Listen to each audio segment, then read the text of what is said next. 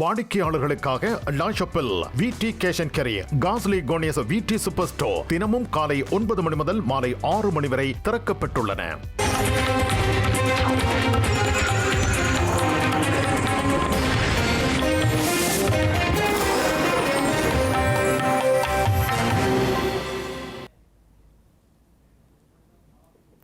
வணக்கம், இது ஐபிசி தமிழின் மதிய நேர பிரதான செய்திகள். முதலில் தலைப்புச் செய்திகள். மறைந்த எஸ்பி பாலசுப்ரமணியத்துக்கு பல தரப்பினரும் இரங்கல். தாமரைப்பாக்கம் பண்ணை வீட்டில் நாளை உடல் நல்லடக்கம். தமிழ் தேசிய கட்சிகளின் உணவு தவிர்ப்பு போராட்டத்துக்கு பருத்தித்துறை நீதவான் நீதிமன்றம் தடை. யாழ் பல்கலைக்கழக மாணவர்களுக்கும் போலீசாருக்கும் இடையில் முறுகல். ஈரான் மீதான அமெரிக்காவின் பொருளாதார தடைகளுக்கு ரஷ்யா எதிர்ப்பு. இந்தியன் பிரீமியர் லீக் தொடர் கிங்ஸ் 11 பஞ்சாப் அணி அபார வெற்றி. இனி விரிவான செய்திகள். 40,000க்கும் மேற்பட்ட பாடல்களை பாடி கிண்ண சாதனை படைத்த பாடகரும் நடிகரும் இசையமைப்பாளரும் திரைப்பட தயாரிப்பாளருமான எஸ்பிபி பாலசுப்ரமணியம் காலமாகியுள்ளார். இந்திய திரை ரசிகர்களின் நெஞ்சங்களை தாளாட்டும் குரல் வல்லமை படைத்த எஸ்பி பாலசுப்ரமணியத்துக்கு திரைத்துறையினர் உள்ளிட்ட பல்வேறு தரப்பினர்களும் தமது இரங்கல்களை வெளியிட்டு வருகின்றனர். அவரது உடல் நுங்கம்பாக்கம் ஹாம்தார் நகரில் உள்ள அவரின் வீட்டிற்கு எடுத்து செல்லப்பட்டிருக்கின்ற நிலையில் நாளை காலை வரை அஞ்சலிக்காக வைக்கப்பட்டு தாமரைப்பாக்கத்தில் உள்ள பண்ணை வீட்டில் நல்லடக்கம் செய்யப்படும் என்று அறிவிக்கப்பட்டுள்ளது. பாடகர் எஸ்பி பாலசுப்ரமணியம் உயிரிழந்த தகவலை இன்று பிற்பகல் உறுதிப்படுத்திய அவரது புதல்வர் எஸ்பி சரண், எஸ்பிபி எல்லோருடைய சொத்து, அவரது பாடல் இருக்கும் வரை அவர் இருப்பார், நீங்கள் எல்லோரும் இருக்கும் வரை எங்களுடைய தந்தை இருப்பார் என தெரிவித்துள்ளார். இன்று பிற்பகல் 1 மணியை கடந்த நிலையில் அவரது உயிர் பிரிந்ததாக வைத்தியர்கள் தெரிவித்துள்ளார்கள். ஆரம்பத்தில் கொரோனா தொற்றால் பாதிக்கப்பட்டு சிகிச்சை பெற்று வந்த அவர் பின்னர் வைரஸ் தொற்று நீங்கியதோடு நுரையீரல் உள்ளிட்ட பிற உறுப்புகளில் உள்ள தொற்று தொடர்பாக சிகிச்சை பெற்று வந்தார். இந்த நிலையில் நேற்றைய தினம் அவரது உடல்நிலை மோசமடைந்ததை அடுத்து இன்றைய தினம் அவர் உயிரிழந்தார். ஆந்திர பிரதேச எல்லையில் அமைந்துள்ள கொனேட்டம்பட்டு ஊரில் 1946ஆம் ஆண்டு ஜூன் மாதம் 4ஆம் திகதி பிறந்த எஸ்பிபி சிறுவயதிலேயே இசையில் ஆர்வம் கொண்டிருந்ததால் அதன் சில கூறுகளை கற்றுக்கொண்டிருந்தார். படிக்கும் காலத்திலேயே பல்வேறு பாட்டுப் போட்டிகளில் கலந்து கொண்டு வெற்றி பெற்ற பாலசுப்ரமணியம் ஸ்ரீ ஸ்ரீ ஸ்ரீ மரியாத ராமனா என்ற தெலுங்கு படத்தில் தனது முதல் பாடலை பாடினார். தமிழில் எஸ்பி 1000 நிலவே வா என்ற பாடலை பாடியதோடு 45க்கும் மேற்பட்ட படங்களுக்கு அவர் இசையமைத்திருக்கின்றார். சிறந்த பின்னணி பாடகருக்கான விருதை இதுவரை 6 முறை வென்றதோடு பல மாநில அரசு விருதுகளையும் தனியார் விருதுகளையும் அவர் வென்றிருந்தார். தமிழ், தெலுங்கு, கன்னடம், மலையாளம் என இந்தியாவில் உள்ள 14 மொழிகளில் 40,000க்கும் மேற்பட்ட பாடல்களை பாடியுள்ள எஸ்பிபி கின்னஸ் உலக சாதனை புத்தகத்தில் இடம்பெற்றவர். 4 பல்கலைக்கழகங்களால் கௌரவ டாக்டர் பட்டம் வழங்கி கௌரவிக்கப்பட்டவர். மேலும் இந்திய அரசின் பத்மபூஷன் விருதையும் பெற்றவராவார். தியாக தீபம் திலீபனின் நினைவேந்தலை முன்னிட்டு நாளை தொண்டமனாறு செல்வச்சன்னதி ஆலயத்தில் முன்னெடுக்க திட்டமிட்ட அடையாள உணவு தவிர்ப்பு போராட்டத்துக்கு தடை விதித்து பருத்தித்துறை நீதவான் நீதிமன்றம் உத்தரவிட்டுள்ளது. வல்வெட்டித்துறை போலீசார் பருத்தித்துறை நீதவான் நீதிமன்றில் தாக்கல் செய்த விண்ணப்பத்தை தொடர்ந்து நீதிமன்றம் அதற்கு தடை விதித்துள்ளது. தியாக தீபம் திலீபனின் நினைவேந்தலுக்கான தடை உத்தரவை மேலும் 14 நாட்கள் நீடித்து யாழ்ப்பாண நீதவான் நீதிமன்றம் நேற்று உத்தரவிட்டது. இந்த நிலையில் இன விடுதலையை வலியுறுத்தி அகிம்சை வழியில் போராடி உயிர் தியாகம் செய்த திலீபன் உள்ளிட்ட அத்தனை தியாகிகளை நினைவுகூர ஸ்ரீலங்கா அரசாங்கம் அனுமதிக்க வேண்டும் என்ற கோரிக்கையை முன்னிறுத்தி நாளை உணவு தவிர்ப்பு போராட்டத்தை முன்னெடுக்க தமிழ் தேசிய அரசியல் கட்சிகள் தீர்மானித்தன. நாளை காலை 8 மணி முதல் மாலை 5 மணி வரை செல்வச்சன்னதி ஆலயத்தில் இந்த உணவு தவிர்ப்பு போராட்டம் ஒழுங்கு செய்யப்பட்டிருந்தது. இந்த நிலையில் வல்வெட்டித்துறை போலீசாரால் உணவு தவிர்ப்பு போராட்டத்திற்கு தடை உத்தரவு கோரி விண்ணப்பம் இன்று முற்பகல் தாக்கல் செய்யப்பட்டது. இதனை ஏற்றுக்கொண்ட பருத்தித்துறை நீதிமன்றம் உணவு தவிர்ப்பு போராட்டத்திற்கு தடை விதித்துள்ளது. யாழ் பல்கலைக்கழக வளாகத்தை சூழ ஸ்ரீலங்கா காவல்துறையினர் மற்றும் இராணுவத்தினர் குவிக்கப்பட்டுள்ளனர். இதனால் யாழ் பல்கலைக்கழக வளாகத்தை அண்மித்த பகுதிகளில் பதற்றமான சூழல் நிலவுவதாக எமது செய்தியாளர் தெரிவித்தார். யாழ் பல்கலைக்கழக மாணவர்கள் இன்று மதியம் விரிவுரைகளை முடித்த பின்னர் பல்கலைக்கழகத்துக்கு வெளியே நின்றுள்ளனர். இதன்போது அங்கு வந்த காவல்துறையினர் மாணவர்களை அங்கிருந்து வெளியேறுமாறு வலியுறுத்தியுள்ளனர். எனினும் மாணவர்கள் அங்கிருந்து வெளியேற மறுத்த நிலையில் காவல்துறையினருக்கும் மாணவர்களுக்கும் இடையில் முறுகல் நிலை ஏற்பட்டுள்ளது.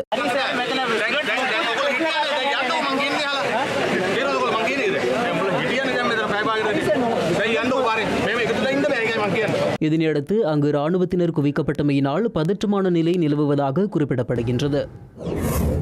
வவுனியா வெடுக்குநாரிமலை ஆதிலிங்கேஸ்வர ஆலய திருவிழாவில் இனமத வேறுபாடுகளை தாண்டி அனைத்து மக்களும் ஒன்று திரள வேண்டும் என்று யாழ்ப்பாண பல்கலைக்கழக கலைப்பீட மாணவர்கள் ஒன்றியம் அழைப்பு விடுத்துள்ளது. தமிழரின் பாரம்பரியங்களையும் அடையாளங்களையும் பாதுகாக்க ஒன்றிணையுமாறு இன்று வெளியிட்ட ஊடக அறிக்கையில் யாழ்ப்பாண பல்கலைக்கழக கலைப்பீட மாணவர்கள் ஒன்றியம் சுட்டிக்காட்டியுள்ளது.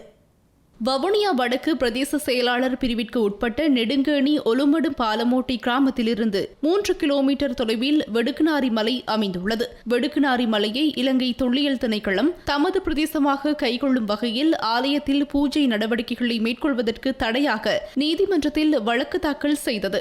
தற்போது நீதிமன்றத்தினால் வழக்கு தாக்கல் நிராகரிக்கப்பட்டு ஆலய உற்சவத்தை வழமை போன்று நடத்த அனுமதி வழங்கிய நிலையில் தமிழரின் அடையாளமும் பண்பாட்டு அம்சமும் மிக்க ஆலயத்தை பாதுகாக்க வேண்டிய கடமை தமிழர்களாகிய அனைவருக்கும் உண்டு என யாழ் பல்கலைக்கழக மாணவர்கள் தெரிவித்துள்ளார்கள். அந்த வகையில் வெடுக்குநாரி மலை ஆலயத்தின் வருடாந்த பொங்கல் உற்சவம் கடந்த 17ஆம் திகதி ஆரம்பமாகி நடைபெற்று வரும் நிலையில் நாளை சனிக்கிழமை 108 பானைகளில் பொங்கலுடனான இறுதி உற்சவம் நடைபெறவுள்ளது. எனவே எந்தவித மத வேறுபாடுகளுமின்றி தமிழரின் பாரம்பரியத்தை காப்பதற்கு தமிழ் மக்களின் பூரண ஒத்துழைப்பு என்பது அவசியம் என யாழ் பல்கலைக்கழக மாணவர்கள் சுட்டிக்காட்டியுள்ளார்கள்.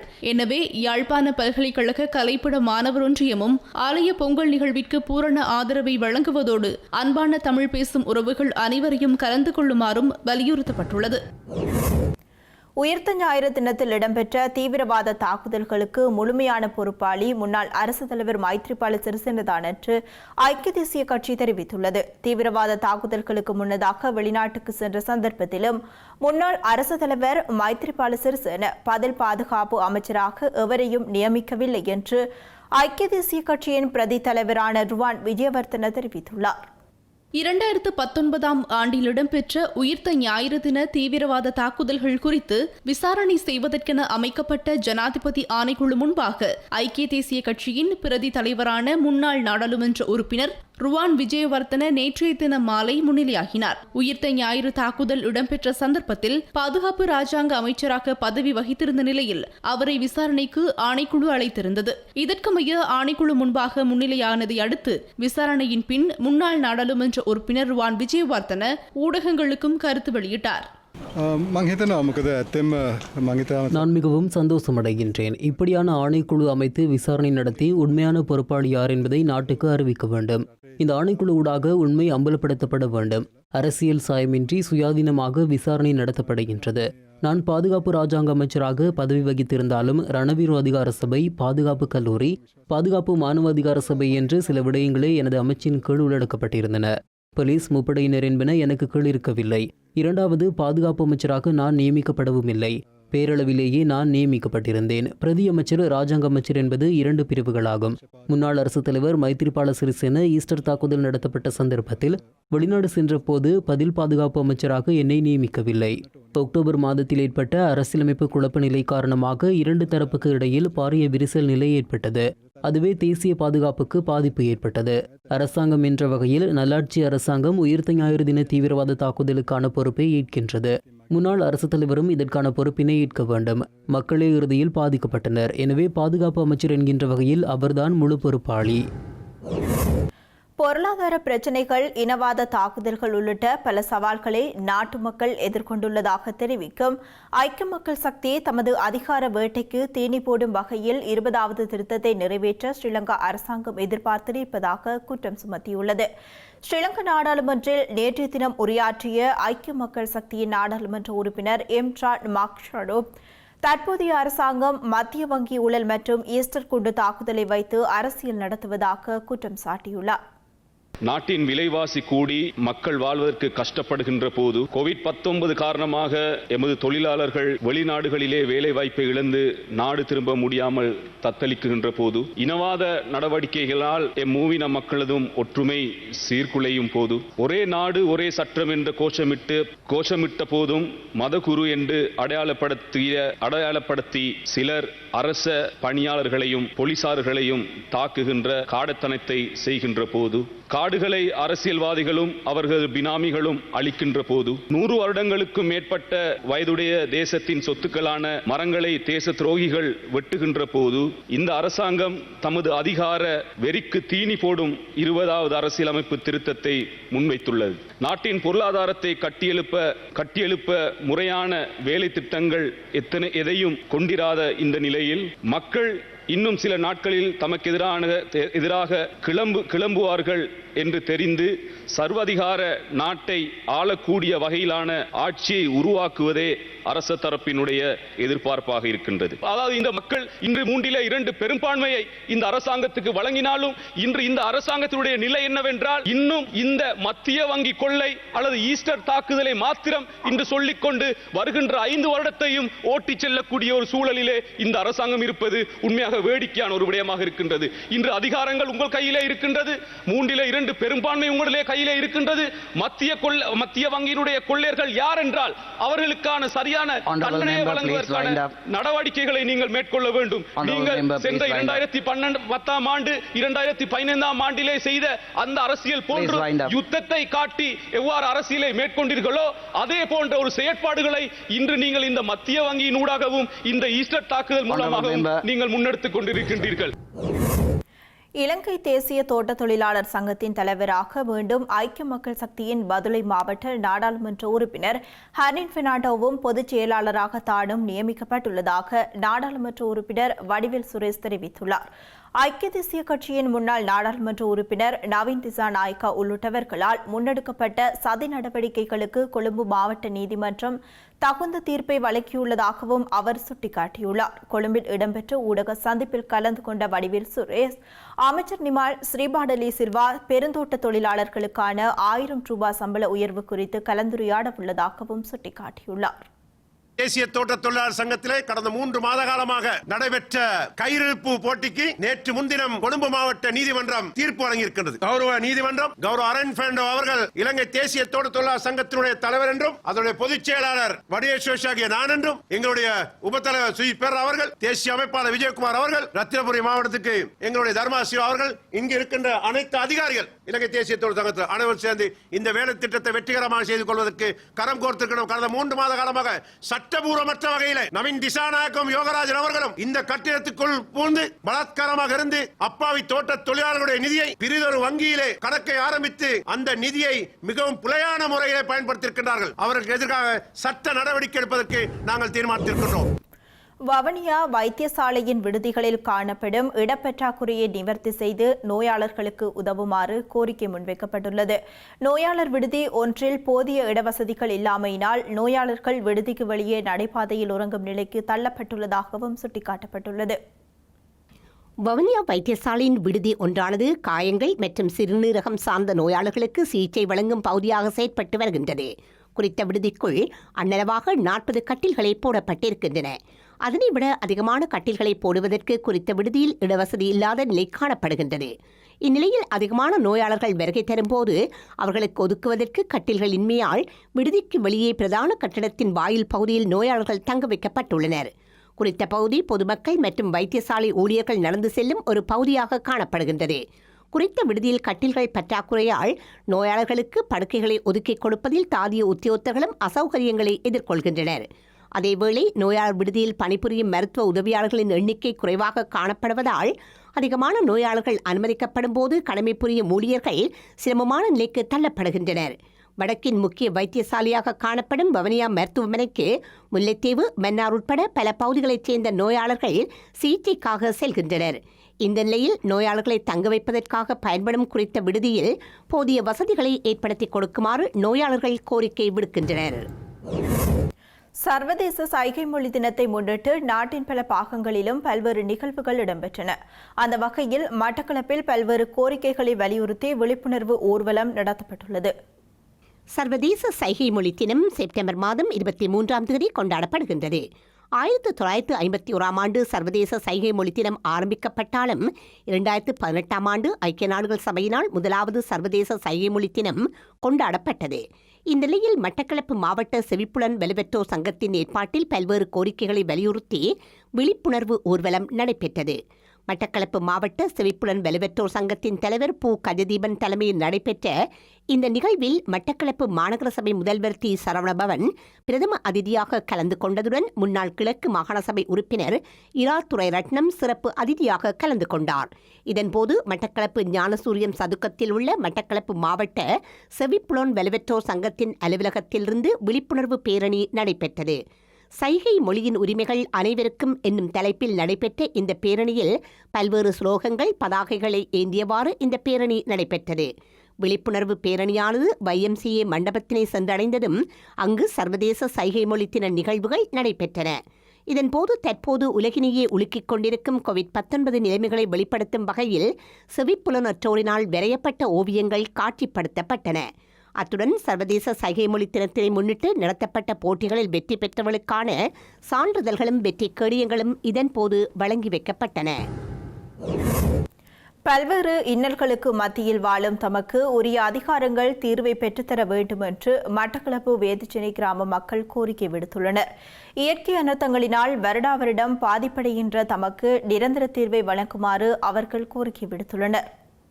மட்டக்களப்பு மாவட்டத்தின் படுவாங்கரை பெருநிலத்தின் போரத்தீவு பெற்ற பிரதேசத்திற்குட்பட்டதே வேதச்சேனை எனும் குக்கிராமமாகும். அங்கு 126 குடும்பங்கள் வசித்து வருவதோடு சுற்றி வர வயல் நிலங்களும் அதற்கு அப்பால் ஆங்காங்கே சிறு சிறு பற்றைகளும் உள்ளன. வருடாந்தம் வடகீழ் பருவப்பேச்சு காலமான ஐப்பசி தொடக்கம் மாசி மாதம் வரை குறித்த கிராமம் வெள்ள நீரால் மூழ்குவது வழக்கமாக உள்ளது. இந்த நிலைமை இந்த கிராமம் உருவாகிய காலமிருந்து இன்று வரை வருடாந்தம் மாரி மழை காலத்தில் வெள்ள நீரில் மூழ்கி வருகிறது. இதனால் இந்த கிராம மக்கள் வருடாந்தம் இடம்பெயர்ந்து வெள்ளாவளியில் அமைந்துள்ள பாடசாலையிலும் இலங்கை செஞ்சிலுவை சங்க கட்டடத்திலும் உறவினர்கள் வீடுகளிலும் தஞ்சமடைந்து வெள்ள நீர் வடிந்ததும் மீள குடியமர்வதுமாக இவர்களது வாழ்க்கை நடத்தப்படுகின்றது. இந்த நிலையில் இந்த கிராமத்தை சுற்றி வெள்ள நீர் உட்புகாமல் இருக்க அணைக்கட்டு இடுவதுடன் வெள்ள காலத்தில் தங்கியிருப்பதற்காக மாடி கட்டடம் ஒன்றையும் அமைத்து தருமாறும் அவர்கள் கோரிக்கை விடுகின்றார்கள். இந்த நிலையில் இந்த கிராமத்தில் ஆரம்ப பாடசாலை ஒன்று கூட இல்லாத நிலையில் அங்கிருக்கின்ற மாணவர்கள் சுமார் 3.5 கிலோமீட்டர் தூரம் வயல்வெளிகளை கடந்து வெள்ளாவலி கிராமத்தில் அமைந்துள்ள பாடசாலைக்கு சென்றே தமது கற்றல் நடவடிக்கைகளை மேற்கொண்டு வருகின்றார்கள். அடுத்த எமது கிராமத்திலிருந்து நூற்றுக்கணக்கான மாணவர்கள் வெள்ளாவளி கலைமகள் வித்தியாலயத்துக்கு 3.5 கிலோமீட்டர் தூரம் நடந்து போய் படிக்க வேண்டியிருக்குது. என்னென்னு சொன்னால் இந்த கிராமத்தின் இதில் ஒரு தரம் 5 வரையண்டான ஒரு சிறிய பாடசாலை அமைத்து தந்தால் இந்த சிறிய மாணவர்கள், அதாவது 1 தொடக்கம் 5ஆம் ஆண்டு படிக்கிற மாணவர்கள் இந்த கிராமத்திலே இதையெல்லாம், பெரிய மாணவர்கள் பைசைக்கிளில் போய் எங்கேனாலும் படித்து கொள்ளக்கூடிய மாதிரி இருக்கும். 1ஆம் ஆண்டு 2ஆம் ஆண்டு படிக்கிற மாணவர்கள் இந்த ரோட்டில் மழை காலத்தில் தண்ணியில் தொம்பல் அடிபட்டு போய் சேரோட யூனிஃபார்ம் எல்லாம் பழுதாகித்தான் பாடசாலைக்கு போய் வர. அப்போ இந்த கிராமத்துக்கு ஒரு பாடசாலை ஒன்று அவசிய தேவையாக இருக்குது. இதேவேளை குறித்த கிராமத்தில் காட்டு யானைகளும் அச்சுறுத்தல் விடுத்து வருகின்றன. கிராமத்திற்குள் புகுந்த காட்டு யானைகள் வீடுகளை அடித்து உடைத்துள்ளதோடு வீடுகளில் மக்கள் தமது உணவுக்காக வைத்திருந்த நெல் மூட்டைகளையும் உட்கொண்டு சேதப்படுத்துவதாக அவர்கள் குறிப்பிடுகின்றார்கள். நாங்கள் கோளுக்குள்ளே தூங்கும் போது நாங்கள் திரும்பிட்டு போனோம். வெளியே போனாங்க போய் நம்ம அங்கேருந்து பிறகு இருந்தாங்க ஓடி வந்து பார்த்து நம்ம கதை திறந்து பார்த்தேன். நம்மளை கடைப்படி இதுகிட்ட இந்த வைத்தி உடைக்கிட்டு வர டக்கரை புள்ளியர் அழிப்பு கொடுத்தான். ஆக்களை புள்ளியராகி திரிக்கையும் நான் பிறகு வெறும் கிட்ட வரும் புள்ளியராகி போட்டு நான் என்ன அடிக்க பார்த்து நான் பேதிக்குள்ளே கொண்டு போயிட்டேன். எனக்கு தடையில் ஒரு கம்பி ஊற்றினதும் கையில் கழிச்சதும் காலில் இந்த உடம்பு தான் கழிச்சு அண்ணா சத்தம் போடுறான் பார்த்து திருப்பி வந்துடும் சாப்பிட்டு அப்புறம் வேதியால் திருப்பி அதே மாதிரி தான் விடுங்க. அப்புறம் ஞானபடி 4 வடி இருக்கும் எரிஞ்சு விரசனம் போகவே இல்லை. 2 மிச்சத்தையும் ஃபுல்லாக முடிச்சுட்டு தான் அது போயிட்டு நாங்கள் ஞானபடி சத்தம் போட்டு வச்சது ஒரு இதுவும் இல்லை. காட்டு யானைகளிடமிருந்து தம்மை பாதுகாக்கும் வகையில் உயர் அதிகாரிகள் தக்க நடவடிக்கை எடுக்க வேண்டும் என விவசாயிகள் வினயமாக கேட்டுக் கொண்டுள்ளார்கள். இங்க இருக்கிற கஷ்டங்கள் ஒருத்தருக்கும் விளங்கு இல்ல. ரோட் இல்ல, வாசல் இல்ல. அவன் வந்தாண்ட கடையில 2 வடியை தரான் திரும்பிட்டு போறான். அங்க எழுதுறான் என்னண்டா யானை வந்த நாங்க விரட்டுனேன் ஏதான் எழுதுறான். இங்க பாருங்க இதுல இருக்கிற முழு மையேரியை ஒவ்வொரு மையேரியும் 7-8 கிலோ புடுங்குற மரவள்ளியை அடிச்சு எறிஞ்சு ஓட்டு போயிருக்கு இந்த யானை. இதுக்கு நீங்க தக்க நடவடிக்கை எடுக்கணும். எனினும் யானை பாதுகாப்பு வேலிகளை உடைத்து யானைகள் கிராமங்களுக்குள் வருவதாக சுட்டிக்காட்டும் வன ஜீவராசிகள் பாதுகாப்பு திணைக்களத்தின் மட்டக்களப்பு காரியாலயத்தின் அதிகாரி ஒருவர் வெள்ளாவளியில் அமைந்துள்ள தமது காரியாலயத்தின் ஊடாக மிகவும் பரந்த அளவில் சேவை செய்து வருவதாக கூறுகின்றார். எனவே மக்கள் பிரதிநிதிகளும் அரசாங்க உயர் அதிகாரிகளும் வேதச்சேனை கிராமத்தின் மீது தமது சேவைகளை விஸ்தரிக்க வேண்டும் என அந்த கிராம மக்கள் எதிர்பார்த்து காத்திருக்கின்றார்கள். கொரோனா தொற்றை தொடர்ந்து தமிழகத்தில் அமல்படுத்தப்பட்டிருந்த ஊரடங்கு சட்டம் 30ஆம் தேதி நிறைவடையும் நிலையில் அடுத்த கட்ட ஊரடங்கு தொடர்பில் முதலமைச்சர் எடப்பாடி பழனிசாமி தீர்மானம் மேற்கொள்ளவுள்ளார். எதிர்வரும் 29ஆம் தேதி முதலமைச்சர் எடப்பாடி பழனிசாமி மருத்துவ நிபுணர் குழுவுடன் ஆலோசனை நடத்திய பின்னர் இது தொடர்பான தீர்மானம் மேற்கொள்ளவுள்ளார். ஈரான் மீதான அமெரிக்காவின் ஒருதலைப்பட்ச பொருளாதார தடைகளுக்கு ரஷ்யா மறுப்பு தெரிவித்துள்ளது. எனினும் ஈரானிய மக்களுக்கு சுதந்திரத்தையும் நீதியையும் மறுப்பவர்களை பொறுப்பு கூற வைக்க அமெரிக்கா உறுதி பூண்டுள்ளதாக குறிப்பிடப்படுகிறது. மரண தண்டனை விதிக்கப்பட்ட ஈரானிய மல்யுத்த வீரரின் வழக்குடன் தொடர்புடைய நீதிபதி உட்பட பல ஈரானிய அதிகாரிகள் மற்றும் நிறுவனங்கள் மீது அமெரிக்கா பொருளாதார தடைகளை விதித்துள்ளது. நீதிபதி சையத் முகமது சதாதி, நீதிபதி முகமது சொல்டானி, ஷிராகின் புரட்சிகர நீதிமன்றத்தின் கிளை 1 அடல் அபாத், ஒருமியே மற்றும் வாகிலாபாத் சிறைச்சாலைகளுக்கு அமெரிக்கா பொருளாதார தடைகளை விதித்ததாக அமெரிக்க வெளியுறவுத்துறை செயலாளர் மைக் போம்பியோ வெளியிட்டுள்ள அறிக்கையில் தெரிவிக்கப்பட்டுள்ளது. ஈரான் மற்றும் வெனிசுவேலாவுக்கான அமெரிக்க சிறப்பு பிரதிநிதி எலியட் அப்ராம்ஸ் மற்றும் ஈரானிய மல்யுத்த வீரர் நவீத் அஃப்காரிக்கு மரண தண்டனை விதித்த ஒரு நீதிபதியை குறிவைத்து இந்த பொருளாதார தடைகள் விதிக்கப்பட்டுள்ளன. இதேவேளை ஈரான் மக்களுக்கு சுதந்திரத்தையும் நீதியையும் மறுப்பவர்களை பொறுப்பு கூற வைப்பதில் அமெரிக்கா உறுதி பூண்டுள்ளது என செனட் வெளியுறவுக் குழு தெரிவித்துள்ளது. 2018ஆம் ஆண்டில் அரசாங்க எதிர்ப்பு ஆர்ப்பாட்டங்களின் போது பாதுகாப்பு படையினரை கொன்றதாக குற்றம் சாட்டப்பட்ட மல்யுத்த வீரர் இந்த மாத ஆரம்பத்தில் தூக்கிலிடப்பட்டார்.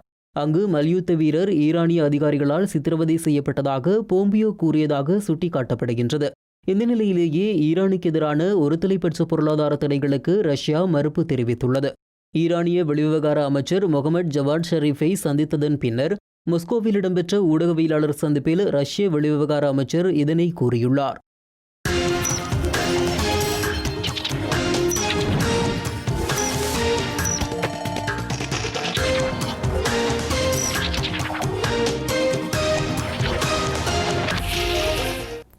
அடுத்த இன்றைய நாளுக்கான நாணய மாற்று விகிதம்.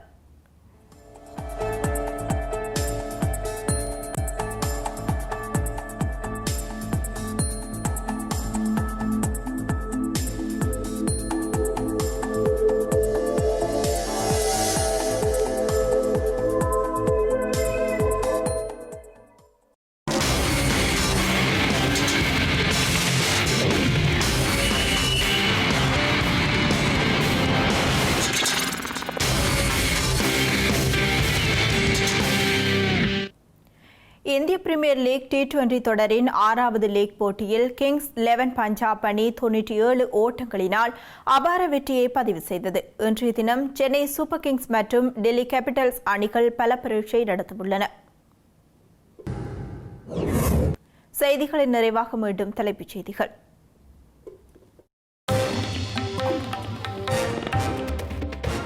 மறைந்த எஸ்பி பாலசுப்ரமணியத்துக்கு பல தரப்பினரும் இரங்கல். தாமரைப்பாக்கம் பண்ணை வீட்டில் நாளை உடல் நல்லடக்கம். தமிழ் தேசிய கட்சிகளின் உணவு தவிர்ப்பு போராட்டத்துக்கு பருத்தித்துறை நீதவான் நீதிமன்றம் தடை. யாழ் பல்கலைக்கழக மாணவர்களுக்கும் போலீசாருக்கும் இடையில் முறுகல். ஈரான் மீதான அமெரிக்காவின் பொருளாதார தடைகளுக்கு ரஷ்யா எதிர்ப்பு.